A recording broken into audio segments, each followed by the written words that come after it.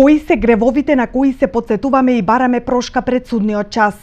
Ова е темата на новата театарска представа што ја подготвува Струмичкиот театар.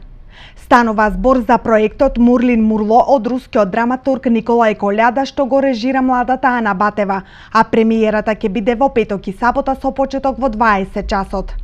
Според режисерката станува збор за трагикомична пиеса која открива како обичните луѓе, очекувајќи да заминат на оној свет, се потсетуваат на сите гревови за кои немале доблест да признаат во заедницата.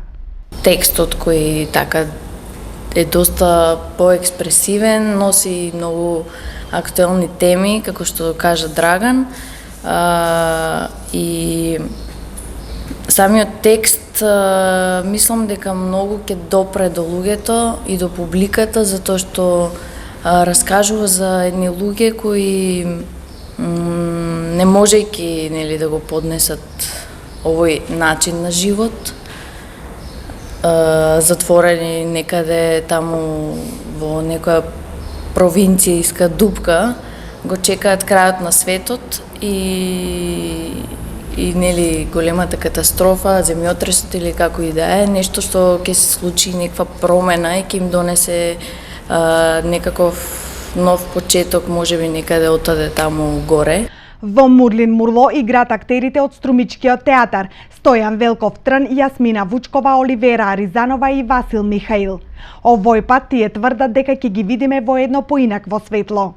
За мене прво ова прекрасно искуство кое го споделив со моите колеги и кое во текот на творечкиот процес и заедно со режисерката се разбира, за мене како актер допринесе многу да во одредени области да се развием, како да кажем, односно да ги начнам тие други области на професионалноста, па и на приватноста и да ги погледнам работите од страна, како што вели мојот лик Алексеј, да го погледнам животот од страна.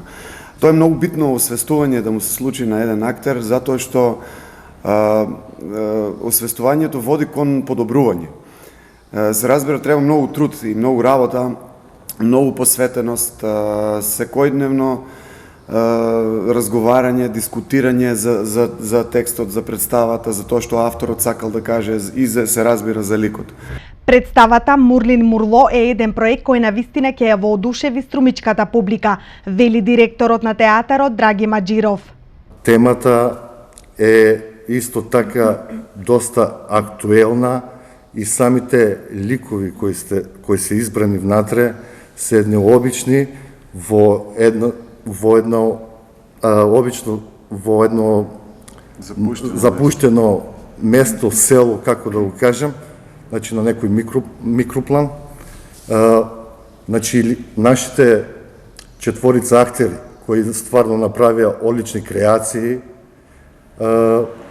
сум многу задоволен од нивната работа, вклучително се разбира дека за тоа допринесе и самата режисерка Ана Батева, исто така и другиот дел од нениот авторски тим.